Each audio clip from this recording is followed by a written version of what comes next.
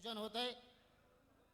छत्रपती शिवाजी महाराज की जय भवानी, जय भवानी. मान्यवरांना विनंती करतो की आपण या ठिकाणी व्यासपीठावरती स्थानापन्न व्हावं.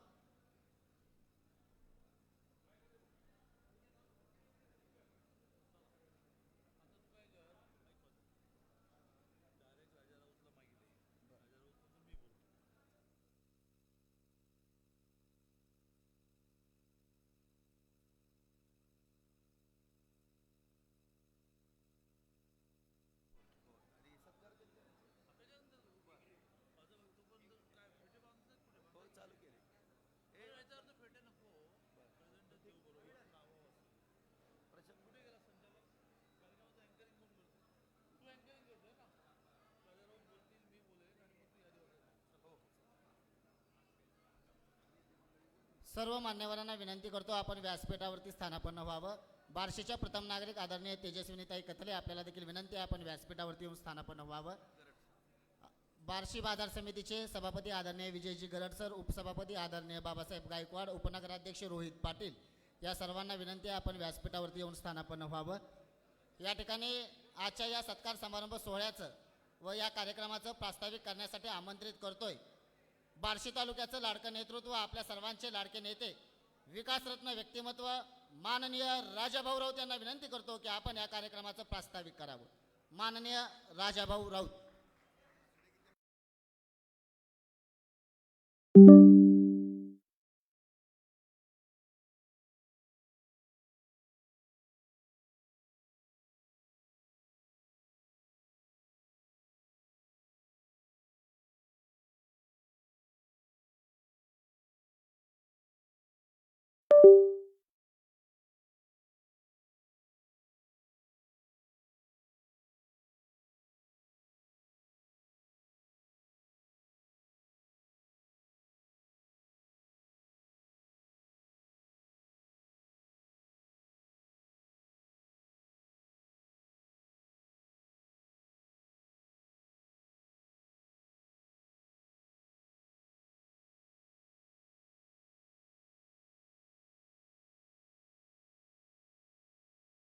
निवडणुका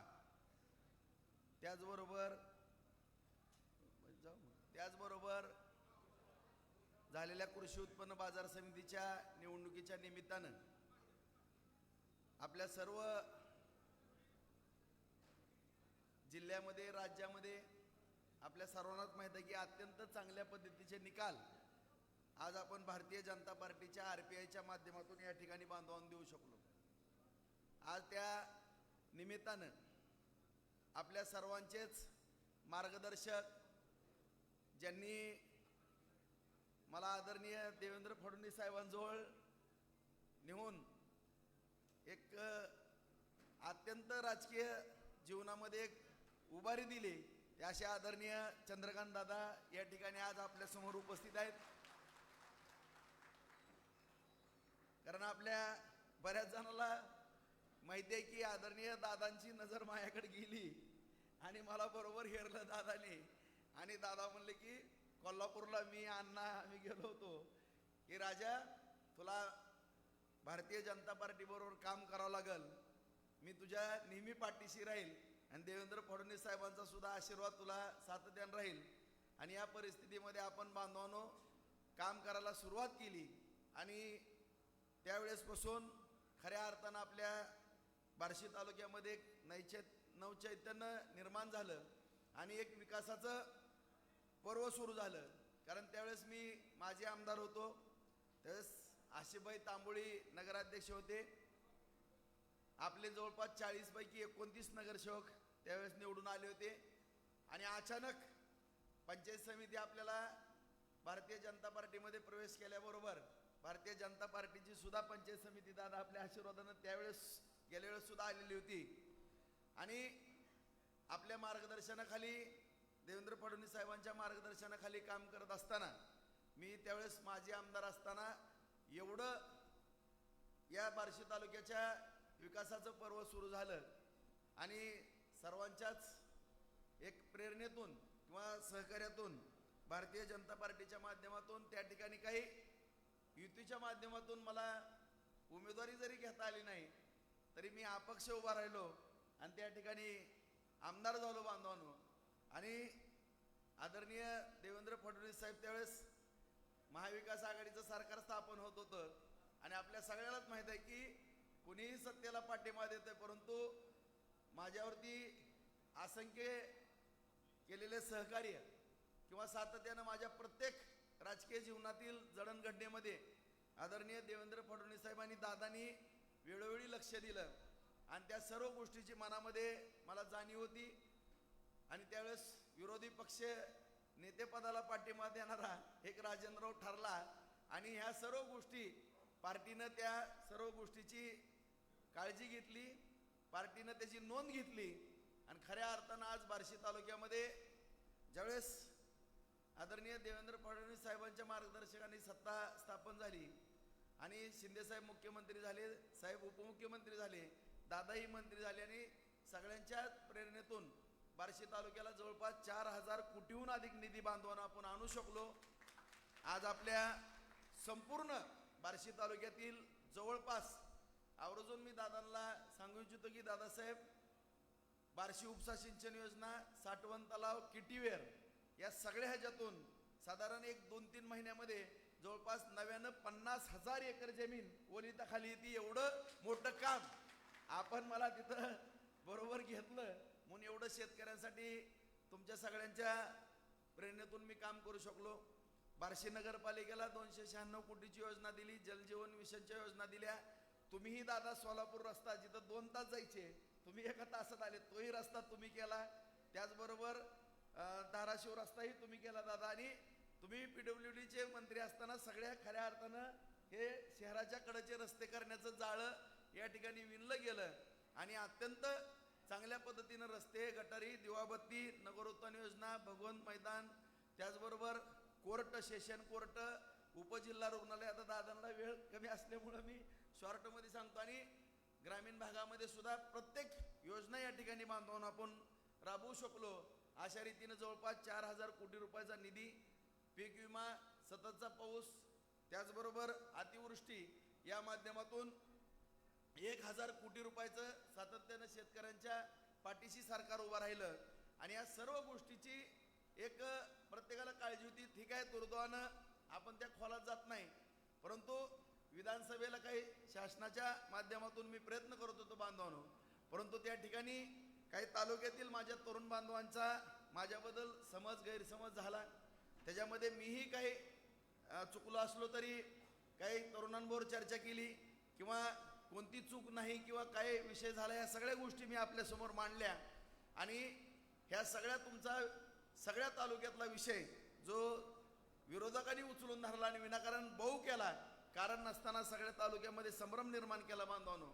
मी आदरणीय दादांना सुद्धा सांगू इच्छितो की दादा, एवढे निधी मिळत होता पाण्यासाठी किंवा सगळे उपलब्ध होत होते, मी जर मुंबईला थांबलो नसतो तर फार मोठं तालुक्याचं नुकसान झालं असतं.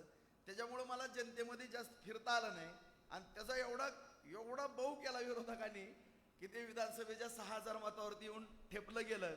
परंतु ज्यावेळेस जनतेच्या कोर्टामध्ये निवडणूक झाल्यापासून दादा मी न्याय मागण्याकरता गेलो, त्यावेळेस खऱ्या अर्थानं आज या बार्शी तालुक्यातल्या जनतेने फार मोठा न्याय भारतीय जनता पार्टी आणि RPIच्या माध्यमातून या ठिकाणी आपल्याला सर्वांना दिलेला आहे दादा. आज एवढी मोठी बाजार समिती अ वर्ग 18 पैकी 18 उमेदवार दादा आपले निवडून त्या ठिकाणी आले. बार्शी नगरपालिकेला सुद्धा 42 सीट आहेत, त्यामध्ये सुद्धा दादा 23 सीट आपण जिंकलो. 4600 मतानं नगराध्यक्ष आपण त्या ठिकाणी निवडून आणू शकलो. त्याचबरोबर ग्रामीण भागामध्ये सुद्धा आज 6 जिल्हा परिषद आहेत, 6 पैकी 6 जिल्हा परिषद आपण भारतीय जनता पार्टी आणि RPIच्या माध्यमातून आपण आणू शकलो. सगळे भारतीय जनता पार्टीच्या कमळ या चिन्हावरती उमेदवार आले. 12 पंचायत समितीचे कमळ या चिन्हावरती 12 पैकी 12 निवडून आले दादा. आणि 3 जिल्हा परिषदा जवळपास 10,000 आल्यात, एक 9,000 9,500 एक आली, एक 7,500 आली आणि एक 5,500 जवळपास 52,000चं मताधिक्य आपल्याला ग्रामीण भागाने या ठिकाणी भारतीय जनता पार्टीला दादा दिलं. 4600 मताचं मताधिक्य शहराने दिलं. अशा पद्धतीनं हा कौल आपल्या भारतीय जनता पार्टीला या ठिकाणी दादा सर्व बार्शी तालुक्यातील सुज्ञ वडीलधारी मंडळी, तरुण मित्र बांधव, माता भगिनी, शेतकरी बांधव, कष्टकरी या सर्वांनी दिलेला आहे. आज दादा सगळ्यांची एवढी इच्छा आहे की आज 50,000 एकर जमीन बागायत झालेली आहे. आज एक MIDC साहेबांच्या आपल्या माध्यमातून झालेले आहे. त्या ठिकाणी 42 कारखाने छोटे मोठे उभारलेले आहेत. आज शहराच्या सुद्धा पाण्याचा प्रश्न जवळपास सुटत आलेला आहे. ग्रामीण भागामधले जनजीवन मिशनच्या माध्यमातून आदरणीय पंतप्रधान नरेंद्र मोदी साहेबांच्या मार्गदर्शनातून एवढ्या मोठ्या योजना त्या ठिकाणी कार्यान्वित केलेल्या आहेत. तिथले प्रश्न सोडले आहेत. नवीन नवीन उद्योग या तालुक्यामध्ये दादा आपण उभा करतोय आणि त्या ठिकाणी बँका किंवा जागा, वीज, पाणी या सगळ्या गोष्टीची सोय करतोय दादा. एकदम चांगलं काम या ठिकाणी चालू आहे. भविष्य काळामध्ये सर्वांची जी इच्छा आहे दादा की पाण्याच्या बाबतीमध्ये आणखीन थोडं बार्शीवरती लक्ष असावं, कारण आवर्षण प्रवर्षण मधला हा तालुका आहे. प्रचंड ड्राय एरिया असलेला हा तालुका आहे. एक उजनीचा स्रोत दादा आणि दुसरा साठवण तलाव किंवा छोटे छोटे बंधारे, किटीवेर या माध्यमातून आपल्याला शेतकऱ्याला या ठिकाणी पाणी देणं आवश्यक आहे. त्याचबरोबर या ठिकाणी MIDCच्या माध्यमातून एकच MIDC आहे. आपल्याला आणखीन 3 साईट दादा उपलब्ध आहेत. त्याकरता पण एका MIDCची प्रक्रिया चालू आहे आणि आणखीन 2 अशा आणखीन 3 MIDC जर बार्शीमध्ये झाल्या तर एक उद्योगनगरी म्हणून बार्शीकडे पाहिलं जातंय. मराठवाड्याचं प्रवेशद्वार आपल्याला माहिती आहे दादा, हे तुमचाच मतदारसंघ आहे. तुम्ही 2 वेळेस या ठिकाणी पदवीधरचं प्रतिनिधित्व केलेलं आहे आणि तुम्हाला बार्शीतली प्रत्येक रेग ना रेग माहीत आहे. आज व्यापारी एवढा ताकदवान आहे. वैद्यकीय क्षेत्रामध्ये बार्शी एवढी मजबूत आहे आणि शिक्षण क्षेत्रामध्ये सुद्धा बार्शी मजबूत आहे. फक्त तुम्ही असा थोडा पुश केला तर एक 20-22 तालुक्यातून सगळी उलाढाल या तालुक्यामध्ये होते आणि सगळ्यांची आशा या ठिकाणी एक निर्माण झालेली आहे की विधानसभेमध्ये झालं असू द्या. आम्ही आता सगळं भरभरून विधानसभेचं सगळं काय आम्ही परतफेड केली आणि घवघवीत असं जवळपास 57,000चं मताधिक्य दादा भारतीय जनता पार्टीला या ठिकाणी दिलेलं आहे. फक्त शेतकऱ्याला पाणी आणि तरुणाला रोजगार. दादा मी प्रचंड कष्ट घेतो. कष्ट घेण्याकरता मी कुठं सुद्धा मागं पडणार नाही. फक्त मंत्रालयामध्ये काय जर थोडं वाटलं तर साहेब आणि तुम्ही या ठिकाणी बार्शीवरती प्रेम करावं एवढी या ठिकाणी बार्शीकरांची अपेक्षा आहे. याच्यापेक्षा कुठलंही या ठिकाणी मागणं नाही. तरी आज या ठिकाणी संपूर्ण बार्शी तालुक्याने एवढा मोठा कौल दिला आणि राज्यामध्ये रेकॉर्ड झालं एवढं मोठं. त्याबद्दल मी तालुक्यातल्या जनतेचं मनपूर्वक आभार व्यक्त करतो. त्याचबरोबर दादा आज कुटुंबासोबत तुळजापूरला आई जगदंबेच्या दर्शनाकरता निघाले होते. दादांना मी त्या दिवशी विनंती केली, दादा तुमच्यावरती एवढे प्रेम करतात तालुक्यातली सगळी मंडळी, सगळेजण जे तालुक्यातील जनतेनं ज्यांना आशीर्वाद दिल्यात, ज्यांना निवडून दिले, ह्यांचा सत्कार करून त्यांच्या पाठीवरती शाबासकीची थाप मारावी आणि पुढील कार्यात त्यांना शुभेच्छा द्यावा एवढी विनंती दादांना त्या दिवशी केली. तर दादानी एका सेकंदात होय म्हणले. मी आलोच. किती जरी गडबड झाली तरी मी सगळ्यांना या ठिकाणी आशीर्वाद देण्याकरता, प्रेरणा देण्याकरता या ठिकाणी राजाभाऊ येतोच. त्याने आज या ठिकाणी दादा आले. त्याबद्दल दादांचं संपूर्ण आपल्या तालुक्याच्या वतीनं मी मनपूर्वक आभार व्यक्त करतो. दादांना एवढी घाई आहे तुळजापूरला दर्शनाची आणि नंतर सोलापूरला जायचं, परंतु दादा तुम्ही सर्वांना शाबासकीची थाप देण्याकरता आणि पुढं प्रेरणा देण्याकरता या ठिकाणी उपस्थित राहिला, त्याबद्दल सगळ्यांच्या वतीनं मी मनपूर्वक आभार व्यक्त करतो आणि माझे 2 शब्द संपवतो. जय हिंद, जय महाराष्ट्र.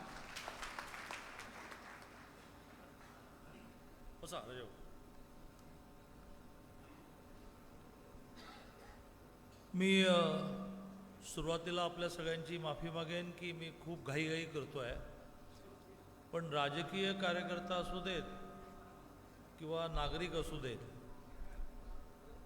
त्याला आपल्या कुटुंबाकडेही लक्ष द्यावं लागतं. किंबहुना खूप हेवी राजकारण करणाऱ्यानेही आपल्या कुटुंबाकडे लक्ष दिलं तर सर्वसामान्य नागरिकालाही बरं वाटतं की बाबा हे राजकारणी करतात, घराकडे लक्ष देतात.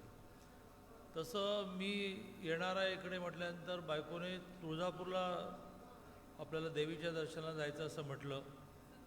मी मुंबईहून येणार होतो, त्यामुळे मी त्याला म्हटलं की तू कोल्हापूरहून तुळजापूरला पोच. मी सिद्धेश्वरने सोलापूरला उतरून बार्शीला राजाभाऊचा कार्यक्रम आटपून तुळजापूरला धाराशिव मार्गे येतो. माझी ट्रेन 1 तास लेट आली आणि त्यामुळे थोडा माझा प्रयत्न असा आहे की ती पोचता मी पण पोचावं. बायको माझी खूप समजदार आहे, त्यामुळे वाट बघायला लागेल तर थांबेल, पण तिच्या समजूतदारपणाचा कधी कधी मी जास्त फायदा घेतो, खूप प्रवास करत असतो. त्यामुळे मी राजाभाऊला म्हटलं की डायरेक्ट तू प्रास्ताविक कर, मी बोलतो, आणि सन्मान करणं महत्त्वाचं आहे. फेटे बांधण्याचं काम चालूच आहे. एकने एक निवडून आलेला जो आहे तो नगरपालिकेत निवडून आलेला असू दे, मार्केट कमिटीवर निवडून आलेला असू दे, जिल्हा परिषद निवडून आलेला असू दे, पंचायत समिती निवडून आलेला असू देत, त्या प्रत्येकाचा फेटा बांधला जावा असा माझा आग्रह राजाभाऊला होता. तर ते फेटे बांधण्याचं काम सुरू आहे. प्रत्येकाला मी एक खूप चांगली प्रेझेंट आणलेली आहे. मी ते राजाभाऊला म्हटलं की ते तू आणायचं नाही, मी येताना घेऊन येतो. ती ह्या उन्हाळ्यामध्ये खूप तुम्ही फिरणार तर थंड राहील पाणी अशी बॉटल आपल्याला हवी. त्यामुळे एक चांगली सकाळी माठातलं पाणी किंवा फ्रीजमधलं पाणी घेतलं तर दिवसभर थंड राहील अशी पाण्याची बॉटल मी देतो आहे. ती तुम्हाला प्यायलाही उपयोगी पडेल आणि विरोधकांना पाणी पाजायला पण उपयोगी पडेल. जे राजाभाऊने पाजलंच आहे आता. राजाभाऊ हे महाराष्ट्रातलं असं व्यक्तिमत्व आहे की जे यशाने हुरळून जात नाही आणि पराभवाने खचत नाही. म्हणजे तो कधी आमदार असतो, कधी आमदार नसतो, पण त्याच्या ॲक्टिव्हिटीवर, त्याच्या लोकांसाठी काम करण्यामध्ये फरक पडत नाही. मतं न दिलेल्यांना तो खुन्नच देत नाही, तुला दाखवतोच असं तो करत नाही. शांत डोक्याने करत पण असेल माहीत नाही, पण चेहऱ्यावर तो दाखवत नाही. सगळ्यांचं या या या या तुमचा गैरसमज म्हणून तुम्ही मत दिलं नसेल, पण आता तुमचा गैरसमज दूर झाला आहे, चांगला आहे. असं सगळ्यांशी जो प्रेमाने वागतो अशा राजा राऊत की ज्याला देवेंद्रजी खूप मित्र मानतात. आणि राजाभाऊ जे जे काम घेऊन जातात, म्हणजे राजाभाऊला देवेंद्रजींकडे जायला अपॉइंटमेंट लागत नाही. देवेंद्रजी राजाभाऊला गर्दीतून बघितल्यामुळे राजाभाऊ या. तर असं महाराष्ट्रामध्ये खूप वर्षांनी असं झालं की एक देवेंद्र फडणवीस नावाचं नेतृत्व पुढे आलं की त्यांनी विकास तर प्रचंड केला, जागा पण दाखवली. आणि राजाभाऊंसारखं त्यांचं आहे, त्यांचा राजाभाऊंपेक्षा 100 पट आहे की कधीच ते यशाने हुरळून गेले नाही. त्यांची बॉडी लँग्वेज कधी बदलली नाही आणि कधीच ते अपयशाने खचून गेले नाही. दगा झाला 19ला आणि सरकार गेलं. 161 जागा आपल्या आल्या होत्या. भारतीय जनता पार्टी 105 आणि शिवसेना धरून, उद्धवजींची शिवसेना धरून 161 जागा होत्या. मुख्यमंत्री व्हायला 144 लागतात. 29 अपक्ष होते, म्हणजे डायरेक्ट संख्या 190 झाली. असं असतानासुद्धा उद्धवजींनी वेगळी वाट पकडली. यांनी काही त्याची रिॲक्शन दिली नाही. ते विरोधी पक्षनेता झाले, लोकांचे प्रश्न घेऊन भांडले. अचानक चमत्कार झाला. एकनाथजी तिथे राहून त्यांची घुसमट होत होती, ते बाहेर पडले. एकनाथजी मुख्यमंत्री झाले. आता तुम्ही सांगा की राज्याचा मुख्यमंत्री 5 वर्ष राहिलेला माणूस, यशस्वी मुख्यमंत्री, त्याला उपमुख्यमंत्री व्हायला लागल्यानंतर त्याने केवढी रिॲक्शन द्यायला पाहिजे, पण त्याने आनंदाने स्वीकारलं. बस एकनाथजीने एवढं मोठं धाडस केलं, ते मुख्यमंत्री. पुढे जाऊन 24च्या निवडणुकीत BJPला चांगलं यश मिळालं, 132 जागा आल्या. आणि त्यामुळे आम्हा सगळ्यांचे नेते अमितभाईंनी एकनाथजी नाही समजायला, रे बा त्याच्या म्हणजे BJPच्या 132 झाल्यात. तर तो 2 वर्ष उपमुख्यमंत्री होता, आता तो उपमुख्यमंत्री. एकनाथजींनी पण मांडलं. अमितभाई, मोदीजी हे असं व्यक्तिमत्व झालं आहे की कोणीही त्यांचं ऐकतं. त्यामुळे देवेंद्रजींचं पण व्यक्तिमत्व आमच्या राजाभाऊसारखं आहे की ते यशाने हुरळून जात नाहीत, अपयशाने खचून जात नाहीत, कोणाबद्दल मनात राग ठेवत नाहीत. देने वाले का बाई भला और न देने वाले की भला असं त्यांचं असतं. आणि त्यामुळे राजा राऊतने एखादा शब्द टाकला तर आम्ही खाली पडू देत नाही. मग राजा राऊत इथे मराठा आरक्षणासाठी उपोषणाला बसला. मी प्रचंड प्रवासात होतो. राजाभाऊने आग्रह धरला की तुम्ही आल्याशिवाय उपोषण संपत नाही. मी आलो, केवळ उपोषण संपवायला आलो. आणि मग नगरपालिकेत मला वाटते 2 मिनटं गेलो, पण केवळ काम काय की उपोषण संपवणे. तसं आता माझा मूळ प्रवास सोलापूर आहे, तुळजापूर आहे. राजाभाऊचा फोन आला की तुम्हाला कळलं की नाही. म्हटलं मला सगळं कळलं. मी आणि ते म्हणजे अशा तिथे सगळीकडे दुर्बीण असते, त्यामुळे तुझं यश कळलं आहे, काय तुझं म्हणणं आहे, तुला सगळ्यांचं सत्कार करायचं. येतो म्हटलं मी. मग पहाटे कुर्डुवाडीला उतरायचं ठरलं होतं, तसंच करायला पाहिजे होतं. पण इतक्या लवकर गाडी येते आणि मला इतका दिवसभर दगदग असते, तर रात्री 6 तास झोप लागली की दिवसभर धावायला तयार. मग राजाभाऊला म्हटलं की 6:30ला पोचते सिद्धेश्वर सोलापूरला, 1 तास लागतो मला फक्त आवरायला, कारण निम्म मी गाडीतच आठवतो, दाढीसहित कुठल्याही प्रवासात दाढीसहित आवरून खाली उतरायचं, पण ती गाडीत लेट आली. आणि त्यामुळे राजाभाऊने जेव्हा म्हटलं एवढं मोठं यश मिळालं आहे, सत्कार करायला तुम्ही आलं पाहिजे, त्यामुळे सगळी वेळेची उडाताण होऊनसुद्धा मी आज इथे येणं मान्य केलं. आणि तो आग्रह त्याचा असतो की लोकांना नंतर भेटा, पहिलं भगवंताला भेटा. मी फोन केला त्याला की उशीर झाला आहे, पहिलं इथे येतो, लोकांना मोकळं करू. तो म्हणाला नाही नाही नाही, भगवंताला भेटल्याशिवाय जायचं नाही. मग आता प्रश्न आला की मी भगवंताकडे असं मागितलेलं आहे की एप्रिलमध्ये महाराष्ट्रामध्ये मोठ्या प्रमाणावर विधान परिषदा आहेत. माझं वाक्य तर पूर्ण होऊ देत. एप्रिलमध्ये महाराष्ट्रामध्ये राज्यसभा, विधान परिषद असे मोठ्या प्रमाणावर आहे. मी भगवंताला असं म्हटलं की बा राजा राऊत हा अतिशय कर्तृत्ववान माणूस, गैरसमजाने पडला, ज्यांनी पाडलं त्यांनाही नंतर पश्चाताप झाला, नंतर करून काय पश्चाताप होऊन काय उपयोग. तर त्याला पुन्हा एकदा आम्हाला विधान भवनात न्यायचं आहे. तर त्यामुळे विधान परिषद माननीय देवेंद्रजींचा अधिकार आहे, त्यामुळे मी दिली नाही. नाही तर कोणीतरी म्हणाल की देवेंद्रजींचे अधिकार कुठे काढून घेतो, देवेंद्रजींचेच अधिकार आहेत. भगवंताला प्रार्थना केली की देवेंद्रजी ह्याला विधान परिषद देऊ दे, आणि भगवंताला असं म्हटलं की ते झालं तर मी पुन्हा येईन आणि तुझी पूजा जी काही, मी तिथल्या ज्या महिला पुरोहित होत्या त्यांना म्हटलं की काय नवस करायचा असतो, तर म्हणाला की पुन्हा दर्शनाला येईल म्हणा. म्हटलं आणि काय म्हणू, तर म्हणून पूजा करेन म्हणा. म्हटलं ठीक आहे. राजा राऊतला आमदार करण्यासाठी उद्या पुजाऱ्याने असं म्हटलं, दिवसभर मग आल्यानंतर भगवंताच्या मंदिरात येणाऱ्या जाणाऱ्या प्रसाद वाटत बस. तर ते पण मी जोडेन माझ्या संकल्पामध्ये की राजा राऊतला आमदार केल्यानंतर मी दिवसभर प्रसाद वाटत बसेन. इतकं मनापासून आमचं सगळ्यांचं प्रेम आहे. आणि बरोबरीने हेही म्हटलं की राजा राऊतच्या माध्यमातून लोकांची सेवा होते, राजा राऊतच्या माध्यमातून ह्या भागाचा विकास होऊ देत, अशी मी प्रार्थना केली. कार्यक्रमाला व्यासपीठावर बरीच मंडळी उपस्थित आहेत.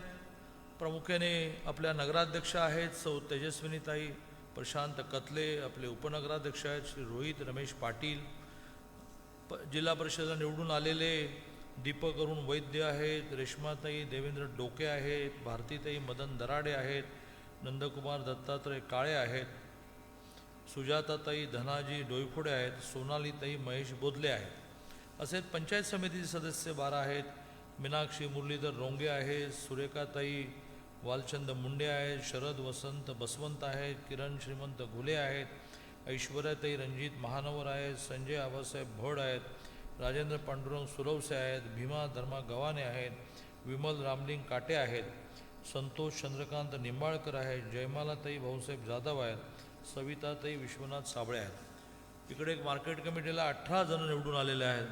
सभापती विजय तुकाराम गरड आहेत, उपसभापती सज्जन उर्फ बाबा शिवाजी गायकवाड आहेत, प्रभाकर गणपत डमरे, सुरेश उर्फ सूर्यकांत शिवाजी गुंड, यशवंत कौरव माने, अभिजित अरुण कापसे, रविकांत बप्पासाहेब साळुंके, मनीषाताई विवेक तागबाते, सुमनताई बळवंत पाटील, संजय कुमार लक्ष्मण माळी, रामेश्वर परमेश्वर पाटील, नेताजी रामभाऊ घायतिडक, अजित रामलिंग बारंगुळे, सतीश अशोक हनुमंते, सचिन बापूसाहेब बुरगुटे, भरतेश नवीनचंद गांधी, प्रवीण मारुती गायकवाड, गजेंद्र मारुती मुक्ते. एवढ्या जणांचा सत्कार असल्यामुळे आणि पुन्हा जायची घाई असल्यामुळे मी म्हटलं की फेटे बांधण्याचं काम चालू ठेवा आणि प्रेझेंटसुद्धा सगळ्यांची नावं एकदम वाचली जातील. व्यासपीठावरच्या सगळ्यांच्या हातात एक प्रेझेंट असेल, त्याच्यासमोर जो येईल त्याला तो प्रेझेंट देईल. सगळ्यांना समान प्रेझेंट असल्यामुळे एकाला चांगलं गेलं आणि एकाला वाईट गेलं असं काही होणार नाही.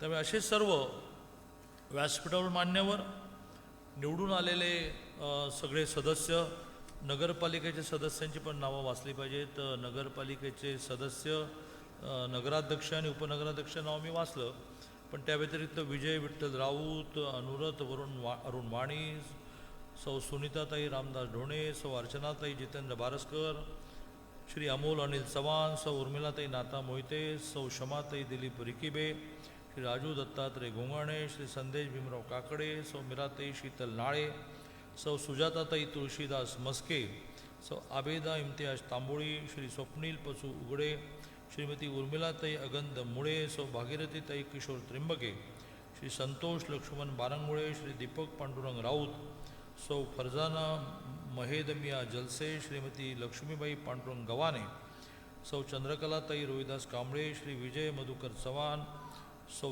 कांचनताई नितीन मोहिते, श्री भारत एडाप्पा पवार, श्री प्रकाश भगवान माने असे सगळे मान्यवर. राजाभाऊनी तुमच्या सगळ्यांच्या सहकार्याने एवढं कर्तृत्व गाजवलं की नावं वाचता वाचता मला दम लागला. ते नगरसेवकांचे नाव विसरलंच होतं. मी राजाभाऊला जेव्हा तो पराभूत झाला आणि तो दुःखी होता तेव्हा त्याला एक वाक्य म्हटलं. त्याला मी असं म्हटलं की रात्रीनंतर दिवस येतो, रात्र ही कायमची राहत नाही. धीराने घ्यायचं असतं, लोकांमध्ये राहायचं असतं, लोकांनाच पश्चाताप होतो आणि लोक विजयी करतात. आता बघा केवढं यश मिळालं की ग्रामीण भागामध्ये 6 जिल्हा परिषद आणि 12 पंचायत समित्या रांगेने विजयी झाल्या. 57,000 मतं जास्त मिळाली. शहरामध्ये 23 नगरसेवक निवडून आले, मार्केट कमिटीमध्ये 18 जण निवडून आले. याला म्हणतात रात्रीनंतर दिवस येतो. परमेश्वर तुमची परीक्षा घेत असतो. मी गमतीने एका शहराचा महापौर परवा घोषित केला. त्यानंतर 3-4 दिवस त्याचा काही फोनच नाही आला. मी त्याला म्हटलं की बा परमेश्वराने माणसाला अडचणी त्यासाठीच निर्माण केल्या की सारखी देवाची आठवण यायला पाहिजे. आता त्याला अडचणी नाही आल्या की तो निवांत. तसं राजाभाऊसारखे माणसंसुद्धा लोकांमध्ये ठीक राहावीत म्हणून यश यश यश यश थोडं अपयश, पण यश यश यश यश सदा सर्व काळ, अपयश सदा सर्व काळ असं कधी माणसाच्या आयुष्यात नसतं. आणि त्यामुळे मी राजाभाऊंचं आणि तुम्हा सगळ्यांचं मनापासून अभिनंदन करतो. राजाभाऊंनी मोठी आणलेल्या निधीची यादी सांगितली. मी त्यातल्या भविष्याबद्दल थोडं बोलतो आणि माझं बोलणं संपवतो. राज्यामध्ये देवेंद्रजींसारखं मुख्यमंत्री म्हणून नेतृत्व आहे, एकनाथजींसारखं अतिशय प्रभावी माजी मुख्यमंत्री आणि आता उपमुख्यमंत्री असणारं एक भक्कम नेतृत्व आहे. आणि आपलं दुर्दैव की अजितदादा एवढ्यात जायला नको होते, कोणी अपेक्षित पण नाही धरलं. पण मग माणूस गेला तरी गाडा चालूच ठेवायला लागतो. त्यामुळे वहिनी सुनेत्रा वहिनी आता उपमुख्यमंत्री झाल्यात. असे देवेंद्रजी, एकनाथजी आणि सुनेत्रा वहिनी यांनी ठरवलेलं की महाराष्ट्रामध्ये समस्या शिल्लक ठेवायच्या. आता हे मूळ कोणी ठरवलं तर छत्रपती शिवाजी महाराजांनी ठरवलं. शिवाजी महाराजांच्या काळामध्ये रयतेला कधी मोर्चा काढावा लागला नाही, उपोषण करावं लागलं नाही, घेराव घालायला लागला नाही. आज काय शिवाजी महाराजांना घेराव, आम्हाला शेताला पाणी द्या, नाही केलं का? तर शिवाजी महाराजांना रयतेच्या मनातलं कळायचं. आणि त्यामुळे शिवाजी महाराज स्वतःहून अनेक गोष्टी रयतेला देत देत रयत ही एका बाजूने मुस्लिम आक्रमणापासून मुक्त केली आणि दुसऱ्या बाजूने सर्वसामान्य माणसाला सुखी केलं. पुढे जाऊन शाहू महाराज, आज आपण आरक्षणासाठी लढतोय, मराठा समाजाला आरक्षण मिळालंच पाहिजे, धनगरांना आदिवासी आरक्षण मिळालंच पाहिजे. पण शाहू महाराजांच्या काळात 1902 साली त्यांनी आरक्षण दिलं आणि ते आरक्षण मराठा समाजाला दिलं असं नाही तर महिलांना बरोबरीचं स्थान शाहू महाराजांनी दिलं. आता म्हणतो आपण की महिलांना बरोबरीचं स्थान द्या. शिक्षणाचा कायदा असा केला की जर शाळेत पोरं गेली नाही तर पालकांना दंड असायचा. आता आपण म्हणतो की सर्व मुलांना शिक्षण मिळालं पाहिजे, कायदा करा.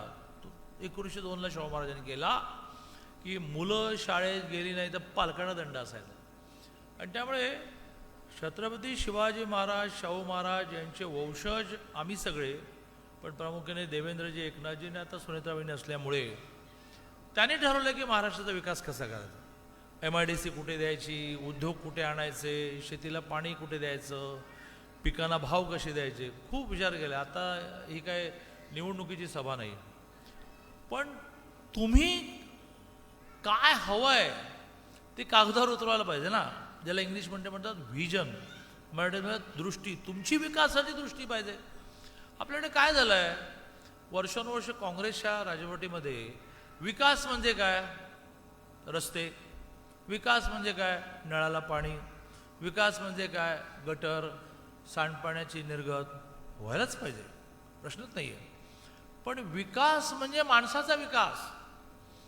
माणसाचा विकास करायचा असेल तर शेतीला पाणी मिळालं पाहिजे, पीक चांगलं आलं पाहिजे, पिकाला भाव चांगला आला पाहिजे, बियाणं मुबलक मिळालं. गेल्या 11 वर्षात या महाराष्ट्रामध्ये खतांसाठी मारामाऱ्या नाही झाल्या. शेतकरी बंधू बरेच आहेत माझे, मी स्वतः शेतकरी आहे. 2014ला मोदीजी पंतप्रधान होण्याच्या आधी खतासाठी रांगा लागायच्या, गोळीबार होऊन मेलेत लोक खतासाठी. गेल्या 11 वर्षात खतासाठी रांग नाही, बियाण्यासाठी रांग नाही. का तर मोदीजीने ओळखलं की त्याला बियाणं द्या, त्याला खतं द्या, पाणी द्या, की तो उत्पादन चांगलं आणतो, त्याला भाव द्या, की मग त्याला अनुदान द्यावं लागत नाही. माझा शेतकरी अनुदानावर जगणारा नाही आहे, पर्याय नाही म्हणून तो अनुदान घेतो.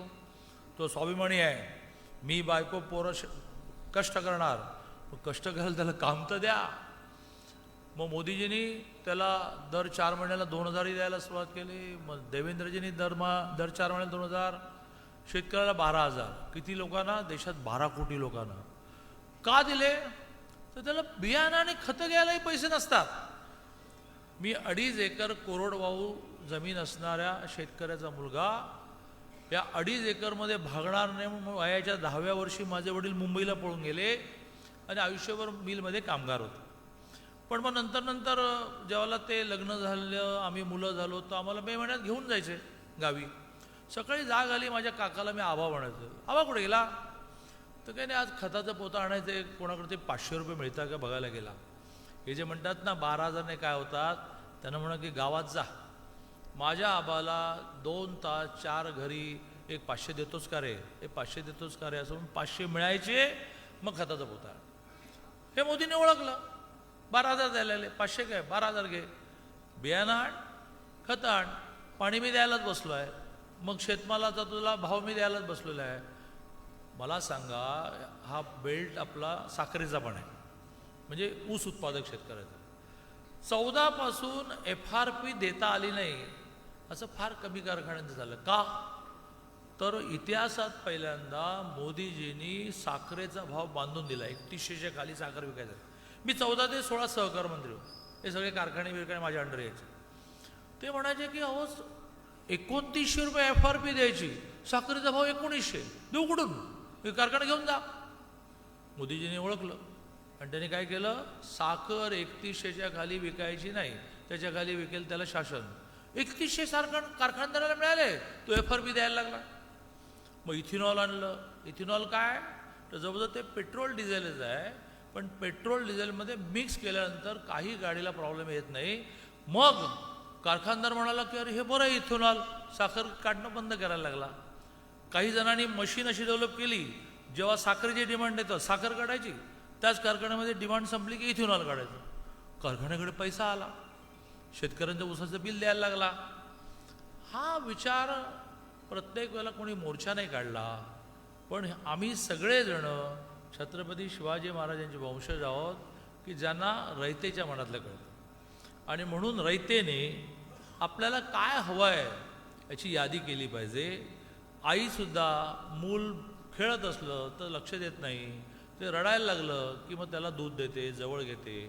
तसं नगरपालिकेतल्या नगरसेवकांनी, जिल्हा परिषदेच्या सदस्यांनी, पंचायत समितीच्या सदस्यांनी नेमकं आपल्याला विकास म्हणजे काय करायचा आहे याला म्हणतात मास्टर प्लॅन. तो तयार करा, एजन्सी जोडा की जी एजन्सी तुम्हाला आखून देते की हे रस्ते केले ना तर ट्रॅफिक कमी होईल. मग इथे एक फ्लायओव्हर ब्रिज करूया, मग फ्लायओव्हर ब्रिज करत असताना खालून एक अंडरपास करूया, म्हणजे काही लोक जमिनीच्या खालून जातील, काही लोक जमिनीवरून जातील, काही लोक ब्रिजवरून जातील. तुम्ही विचार केलात, निवेदनामध्ये मांडलात, राजाभाऊला घेऊन देवेंजींकडे गेलात, ते बसलेत ना सही करायला. राज्याची आर्थिक स्थिती दिवसेंदिवस खूप सुधारत चालली.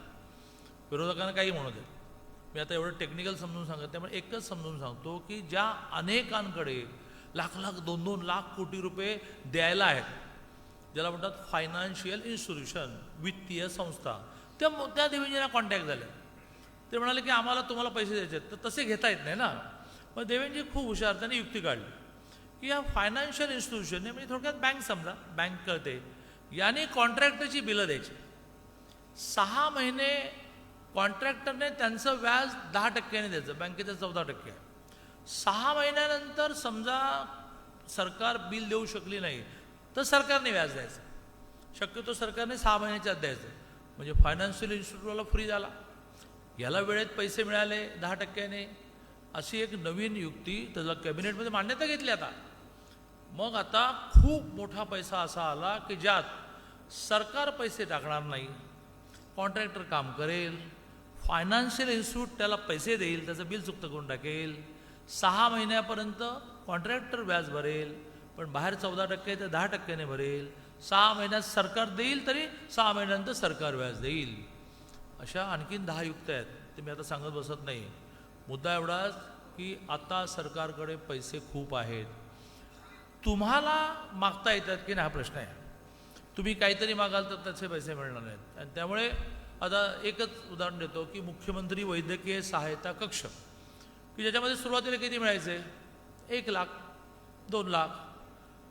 नव्याने देवेंद्रने निर्णय केला की काही आजारपणं 32 लाख बिल, 34 लाख बिल, 1 लाख 2 लाख म्हणजे काय वटाणे देतो काय त्याला निर्णय झाला. आता कितीही मोठं बिल मुख्यमंत्री वैद्यकीय सहायता कक्ष 32 लाखाचे चेक मिळतात. मग ही ताकद कुठून आली?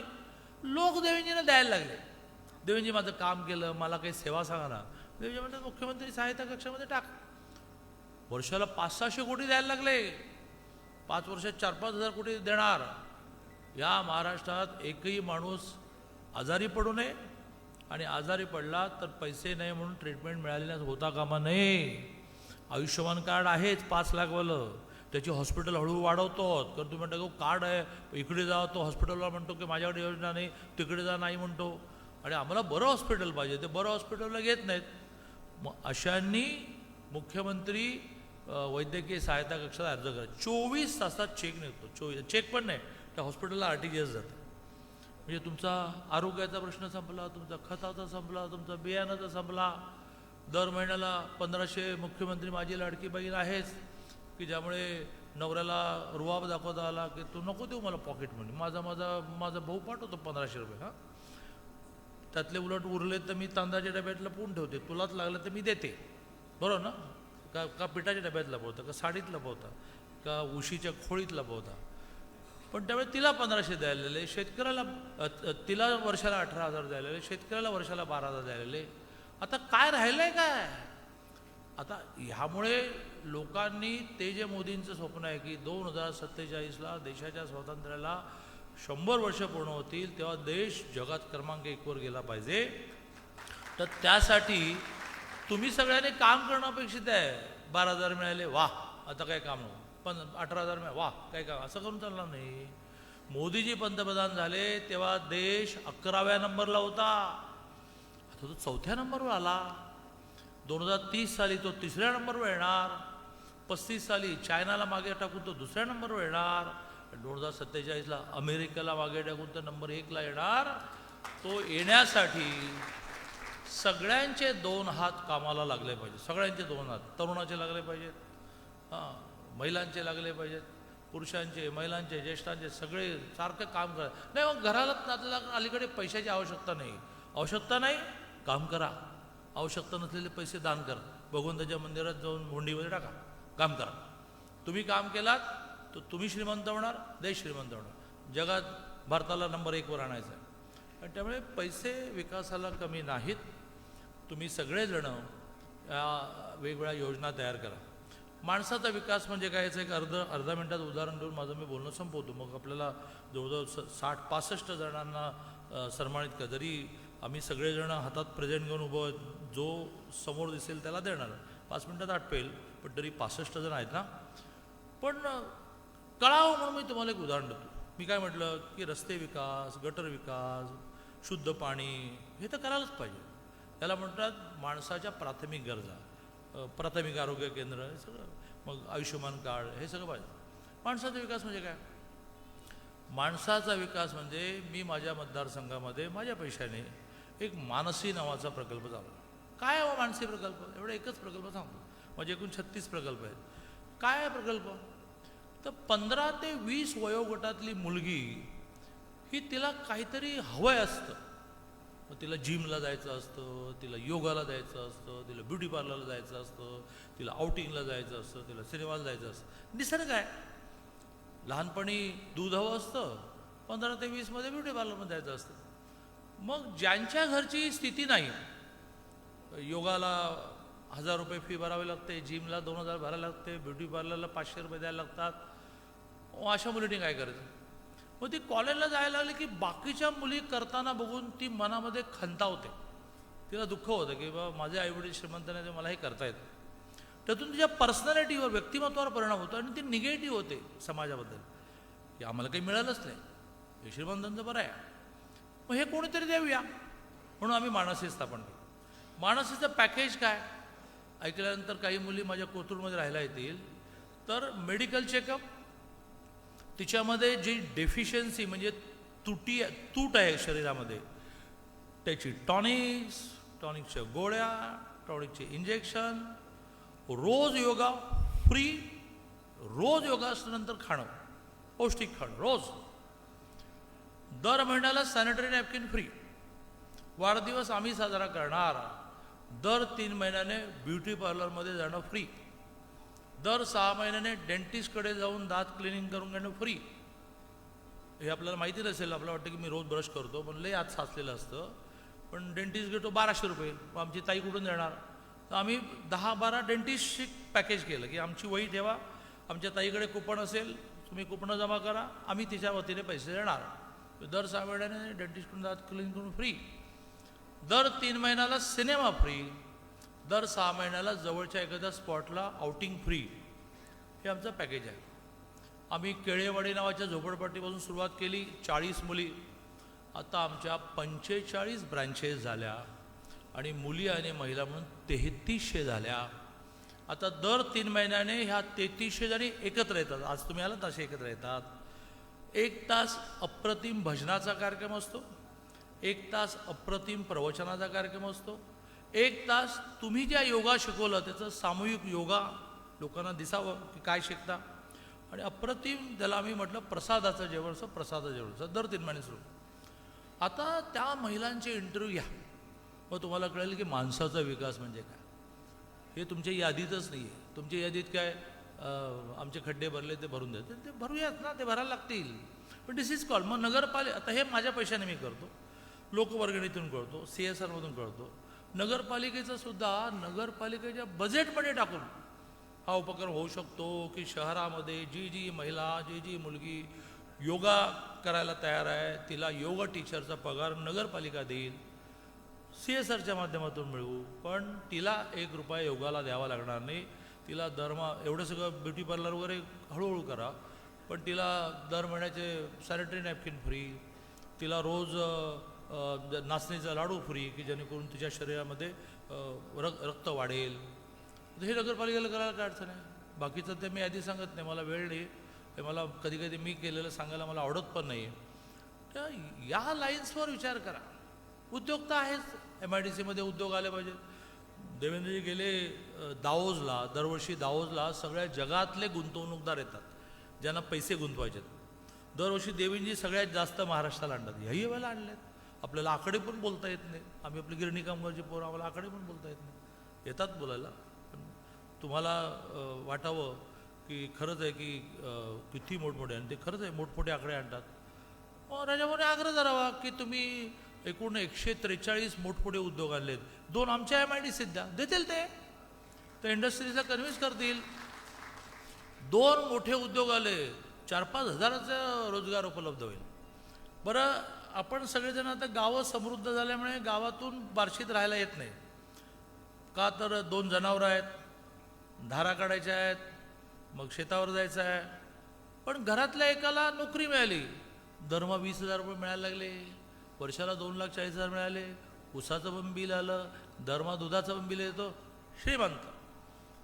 पोरीचं लग्न थाटात करणार. आयुष्यात काय असतं स्वप्न? पोरीचं लग्न दाडलं. कितीही म्हटलं ना की हा समाज महिलांना दुय्यम स्थान देतो, तर पोराचं लग्न थाटात करायचं नसतं, मुलीचं लग्न थाटात करायचं असतं. त्या तिच्या सासरच्यांना दाखवायचं असतं की या पोरीचं लग्न कसं केलं. मग तू कर्ज काढतो, कर्जबाजारी होतो, कर्ज भेटत नाही, मग आत्महत्या करतो. तर त्याला त्याच्या सेविंगमधून त्याच्या मुलीचं लग्न करता आलं पाहिजे. ही जर आर्थिक स्थिती निर्माण करायची असेल तर महिला नोकरी करतायत घरातल्या, पुरुष करतायत, मग त्यांना नोकऱ्या उपलब्ध करून दिल्या पाहिजेत ना. हे सगळं राजाभाऊने आगामी काळात करावं असं मी आपल्या सगळ्यांना आग्रहाने विनंती करतो. मी आता एक नवीन कन्सेप्ट मांडतो आहे, ती सांगून मी माझं बोलणं संपवेन. आणि हे सगळ्यांच्या डोक्यात असतं, ते मांडायला लागेल, मागे लागायला लागेल. मी एक 60 महिन्यापूर्वी सुरू केलं की स्त्री ही सकाळचा वेळ नोकरी व्यवसाय करण्यासाठी जन्माला आलेले, निसर्गाने तिला सकाळी काही काम दिलं. मुलांचं करायचं, नवऱ्याचं करायचं आहे, करतात की नाही माहिती पण सासूचं करायचं आहे. हां, 12 वाजता आमची वहिनी झाशीची राणी म्हणून म्हणते आता सांगा काय करायचं. तिथून 5 तास तिला नोकरी पाहिजे. त्या 5 तासाचे त्याला 10-15 हजार मिळेल तरी पुरे. पुन्हा ती 7च्या आत घरात नव्हता सिनेमा बघितला असेल तर ती 7च्या आत घरात पाहिजे. मग मुलं आली, आई करत, आई इज देअर. नवरा तर वाड्याच्या दरवाजातून बॉम्ब सुरू करतो, चहा टाक, हो हो आहे मी आतमध्ये. मग सासूबाई देवळात येतात, कुठे गेली सुनबाई, आहे बाबा आहे, 5 तास नोकरी करून आली मी. तर सकाळी पण ती कुटुंबाला उपलब्ध आहे, संध्याकाळी पण कुटुंबाला उपलब्ध आहे, मध्ये नोकरी पण करते आणि पैसे कमवते. ही कन्सेप्ट मी गेले 60 महिने मांडायला सुरुवात केल्यानंतर टाटाने मला कॉन्टॅक्ट केला, चितळे बाकरवाडीवाल्याने कॉन्टॅक्ट केला आणि ते म्हणाले की आम्ही 5 तासाचे जॉब तुम्हाला देतो. त्यातले बाकरवाडीवाल्या चितळेंचं पुण्यापासून 30 किलोमीटर कारखाना आहे. बस मी दिली, बसचं भाडं माझ्या ताईला नाही, ती माझ्या बसमधून जाईल, बसमध्ये सकाळचा नाश्ता देतो. चितळेंकडे 30 रुपये जेवण मिळतं, ते जेवण तिने घ्यायचं, चितळेंना बिल मी देतो आणि चितळे पगार देतात. आमची ताई सकाळी मुलांसाठी पण उपलब्ध आहे आणि संध्याकाळी मुलांसाठी पण. या प्रकारच्या गोष्टी म्हणजे माणसाचा विकास. मी गमतीने म्हणतो की स्त्री जोपर्यंत आर्थिकदृष्ट्या सक्षम होत नाही तोपर्यंत तिची घरात किंमत निर्माण होत नाही. नवऱ्याचं ते वाक्य सगळ्या घराघरात आहे, तू काय बसून खाते. अरे म्हणजे काय, मी काय झोपते की काय, सगळं तर मीच करते. पण त्याचं वाक्य ठरलेलं असं की नाही, दिवसभर मी राबतो, तू बसून खाते. मग तिने पण पैसे कमवले पाहिजेत आणि घराला कॉन्ट्रीब्यूट केलं पाहिजे, मग त्याची किंमत वाढते. म्हणून मी गमतीने एक वाक्य म्हणतो, ते म्हणून माझं बोलणं संपवतो. मी नेहमी गमतीने असं म्हणतो की आमचा दादा जेव्हा आमच्या वहिनीकडे 100 रुपये उसने मागतो तेव्हा आमच्या वहिनीची कॉलर ताट होतो. दादाने 100 रुपये उसने मागितले, मग ती तांदळाच्या डब्यात लपवलेले काढून देते आणि त्याच्या चेहऱ्यावरचा आनंद पाहून 8 दिवस जेवण नाही मिळालं तरी चालतं, पण द्यायला नसले तर 8 दिवस झोप लागत नाही. मेल्याने कधी नव्हे ते मागितले, माझ्याकडे नव्हते, मेल्याने कधी नव्हे ते मागितले, इकडं पावशेर ठेवायची वेळ ते मांडलं. ती त्या 100 रुपयाची किंमत आहे आणि ती त्या 100 रुपयाची किंमत लक्षात घेऊन महिलांचे रोजगार सुरू करा. सगळं घरातलं सांभाळ, पण घरी काम कर, हरकत नाही, घरी काम कर, पण महिलांचे रोजगार सुरू करा. 5 तासाचे जॉब सुरू करा, 8,000 द्या, पण ते 8,000 सुद्धा महत्त्वाचे आहे. स्कूटरवरून ती चाललेली असते नवऱ्याच्या, 4 वेळा स्कूटर बंद पडली, पण ती इकडे तिकडे बघते, कोणी ऐकत नाही, म्हणते मेल्या स्कूटर बदल घे. तो म्हणतो पैसे कुठून आणू, ती म्हणते घरला चल माझ्या डब्यात ठेवले ते देते. मग ती स्कूटर त्याची येते, त्याच्याकडे थोडे असतात, ही थोडे देते. मोदींना म्हणजे माझ्याकडे 13 वर्ष गुजरात होतं. ते मोदीजी अमितभाई यांची माझी खूप जवळ, तर ते पंतप्रधान आहेत, आम्ही आपलं रांगेत उभा राहतो, ते म्हणतात दादा कसे हो, म्हणजे अजूनही दादा म्हणतात, चांगला आहे. तर मी त्यांना एकदा विचारलं की सगळ्या योजना महिलांसाठी, HTमध्ये निम्मं भाडं, 1500 रुपये मुख्यमंत्री माझी लाडकी बहीण, मग मुलगी जन्माला आली की टप्प्याटप्प्याने 1,02,000, काय सगळं महिलांना देतं. नाही, पुरुषों को भी देता हूँ ना, 12,000 किसानों को देता हूँ, लेकिन महिलाओं को देना पड़ेगा क्योंकि उसको मिला तो सीधा घर जाता है. ती 1500 रुपये बँकेतून काढली की पहिलं मुलाचं दप्तर घेते, मग मुलीला फ्रॉक घेते, नवरा साडी आणो की न आणो पण थंडी जास्त म्हणून एक मफलर घेऊन टाकते आणि तरी 100-200 रुपये उरले की डब्यात ठेवते. ते म्हणाले पुरुषाला मिळाले, समजा आमच्या राजाभाऊ राऊतला मिळाले, राजाभाऊ राऊतलाचं नाव घ्यायला काही अडचण नसते, राजाभाऊ राऊतला मिळाले की तो लगेच मित्रांना फोन करतो, आज संध्याकाळी पार्टी करूया. मग एका धाब्यावर पार्टीला बसतो, पार्टी करता करता मिळालेले पैसे संपून वर 200 रुपये बिल जास्त होतं. मग बायकोला फोन करतो, पोरापोरं 200 रुपये पाठव, नाही तर हॉटेलवाला बाहेर जाऊ देणार. आणि ही मुलीचं दप्तर घेणार, मुलाची बॅट घेणार, नवऱ्याला मफलर घेणार तरी 100 रुपये उरले तर डब्यात ठेवणार. त्यामुळे ह्या समाजातली महिला जोपर्यंत सक्षम होत नाही 50% काय बघा मला हे मला म्हणावंसंच वाटतं काय साला परमेश्वर कृपा आहे. एक गाव तुमच्या बार्शी तालुक्यात असं आहे का गाव की जिथे 40% महिला आणि 60% पुरुष आहे. तुमचं गाव असं आहे किती असतील महिला 48-49 होतं ना. एक जिल्हा असा आहे का की ज्या जिल्ह्यामध्ये ना 32 लाख लोकसंख्या 25 त्याच्यातली 40% महिला आहे. एक देश असा असेल का काय परमेश्वर 50-50 नो पार्शालिटी 50-50. तुमच्या बार्शीत असं आहे का मुली कमी आणि मुलं जास्त 1% असतो तो भाग वेगळा पण 50-50 म्हणजे 142 कोटी लोकसंख्येमध्ये 71 कोटी महिला मल्टिप्लाय बाय 2 हात. ते सध्या काही विचारावं ताई तुम्ही काय झालं MA झाले बरं काय करता नाही मी हाऊसवाईफ आहे. हाऊसवाईफ हा परिचय असू शकत नाही. हाऊसवाईफ हा परिचय असू शकत नाही. मी क्लासेस घेते मी घरी अगरबत्त्या करते मी एका ऑफिसमध्ये 2 तास जाते. आय एम नॉट हाऊसवाईफ ह्या अर्थाने ठीक आहे मी घरचं सगळं करते ते निसर्गानेच दिलं आपल्याकडे पण ती कमवते असे व्हायला पाहिजे. आणि ते राजा भाऊ तुम्ही मोठमोठे प्रोजेक्ट घेऊन या तिकडे देवेंजी तुमची वाटच बघत बसलेली आहे तुमच्या निवेदनाची. ते असं ते लाल पेन वापरतं तसं लाल पेन काढतं आणि लगेच राजाभाऊला एक देवेंजीचं वैशिष्ट्य आहे की त्यांच्याकडे फुकाच्या सह्या भरणार नाही त्यांची सही म्हणजे काम. राजाभाऊ स्वतः हाताने लिहितात की त्वरित कार्यवाही करावी. त्यामुळे एप्रिलमध्ये एक मोठा ग्राउंड शोधून ठेवा.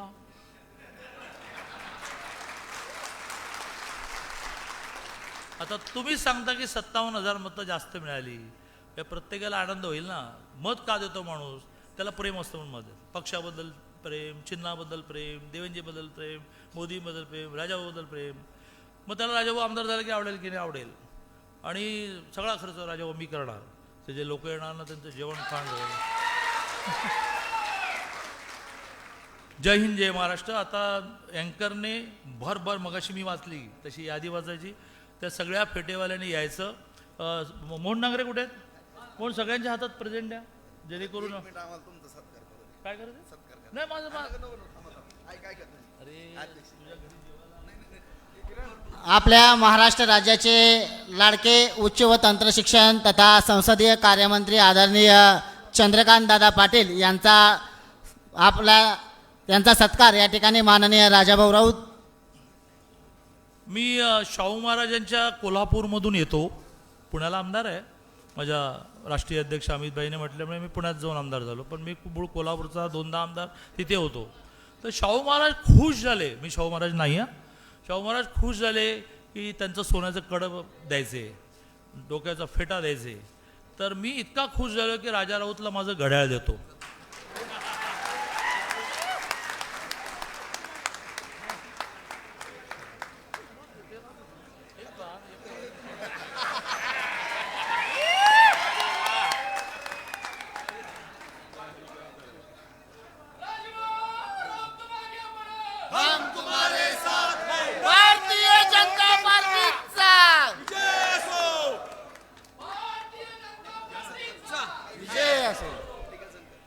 या ठिकाणी महाराष्ट्र राज्याचे उच्च व तंत्र शिक्षण तथा संसदीय कार्यमंत्री आदरणीय चंद्रकांत दादा पाटील यांचा सत्कार माननीय राजाभाऊ राऊत नगराध्यक्षा तेजस्विनीताई कथले मॅडम त्याचप्रमाणे संतोषदादा निंबाळकर विजय गरड सर बाबासाहेब गायकवाड रोहित पाटील यांना विनंती करतो की आपण त्यांचा सन्मान करायचा आहे.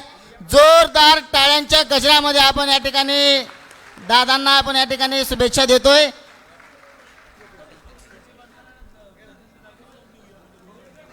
तसेच RPIच्या वतीनं अविनाश तात्या गायकवाड हे देखील दादांचा सत्कार या ठिकाणी करतायत.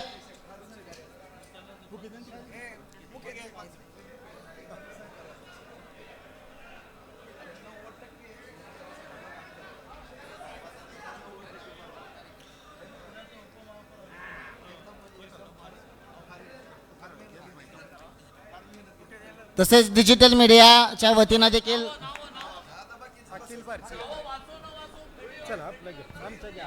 दादा प्रतिबिंब प्रतिष्ठानच्या वतीनं या ठिकाणी आदरणीय दादांचा सन्मान होतोय की दादा आपण प्रतिबिंब प्रतिष्ठानच्या माध्यमातून पत्रकारांच्या कल्याणासाठी या ठिकाणी समिती स्थापन केली होती. त्यासाठी आदरणीय राजा माने साहेबांच्या मार्गदर्शनाखाली ही या ठिकाणी आपण सर्वप्रथम मी नगर परिषदेच्या नवनिर्वाचित सदस्यांची या ठिकाणी नावे घेतोय.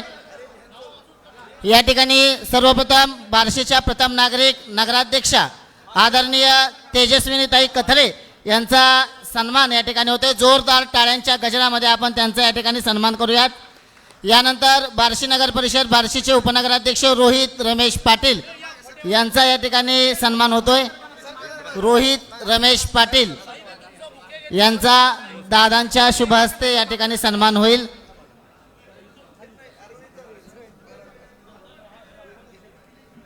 उपनगराध्यक्ष रोहित रमेश पाटील यांचा सन्मान होतो. टाळ्यांच्या गजरामध्ये आपण त्यांचे या ठिकाणी अभिनंदन करूया. यानंतर माननीय विजय नाना राऊत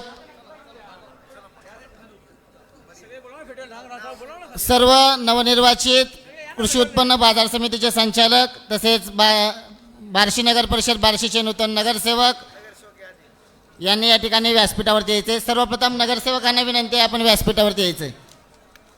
नगरसेवक व नगरसेविका सर्व नगरसेवक व नगरसेविका यांना विनंती आहे.